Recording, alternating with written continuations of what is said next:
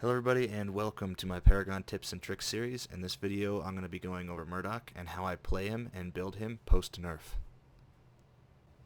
So if you want to follow along as I'm building this deck, go ahead and create a new deck, select the Archmagus card as your prime card, and we'll get started.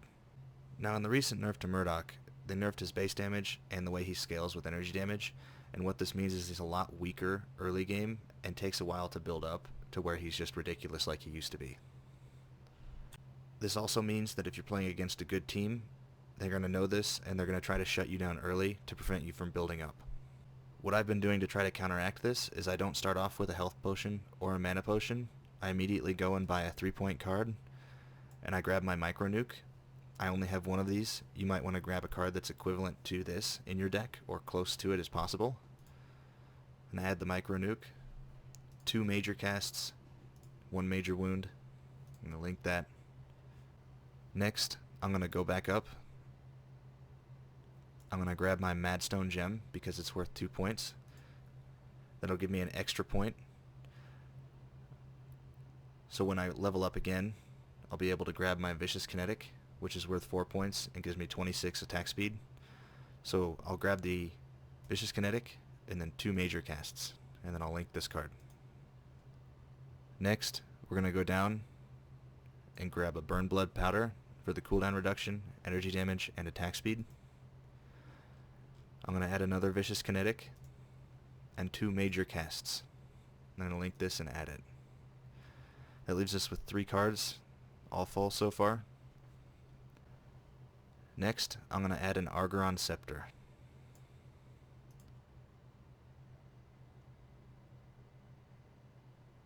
And I'm going to put 3 regular casts in the Paragon Scepter. And then for my final equipment card, I'm going to add a Staff of Adamant.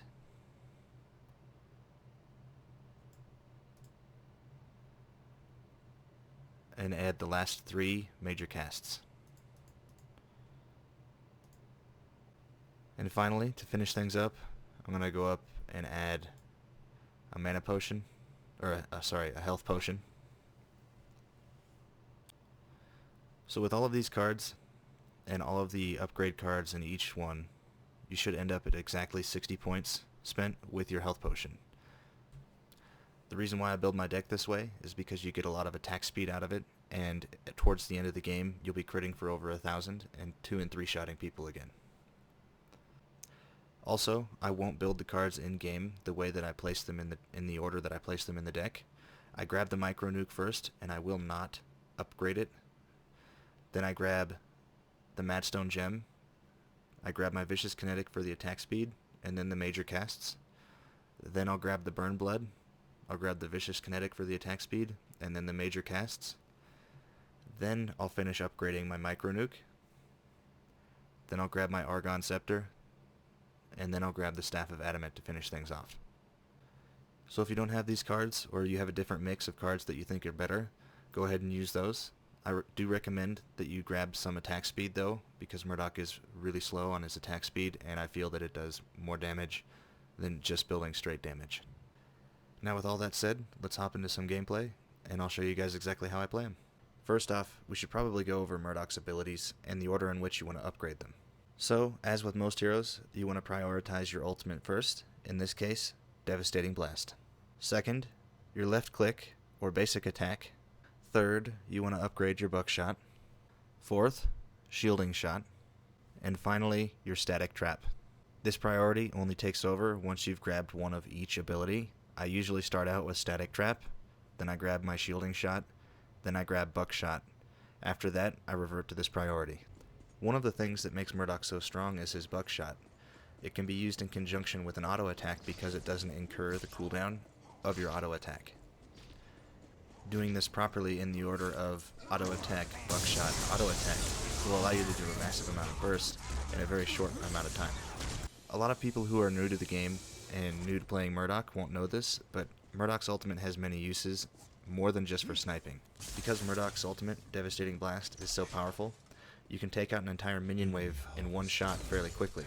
What this allows you to do is push a lane a lot faster than your opponent was expecting, and take a tower without any minion resistance, allowing your minions to attack the tower as well, and take down a tower a lot quicker.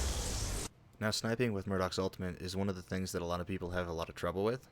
You see a lot of people taking long shots and missing quite often. One of the reasons for this is hesitation. They see something, they aim, and they're trying to get the aim exactly right when they should just take the shot. One of the things that I do to make sure I don't miss as often is I take aim and take the shot as quickly as possible. It's because I don't hesitate that I'm able to make long shots more often. One of Murdock's abilities that I feel isn't used as often enough is his static trap. You can use it to wall off many areas and just be flat out annoying with it. It can also be used to drop in the middle of a team fight, or when somebody's chasing you, you can drop it in front of them to slow them down right as it spawns. Another one of Murdock's abilities that isn't used very often is his shielding shot, in that it can be used for more than just a shield. It can also be used to knock people back. While they're in the air being knocked back, they're stunned, and if you hit them at the right time, you can interrupt an ultimate. For example, here when I hit Grux with my shield, it interrupts his ultimate while it's being cast. I've also used it to interrupt Twin Shot's ultimate many times, and other abilities in the game. So with all that being said, if this is the kind of video you like, please drop a like, subscribe, and I'll see you in the next video.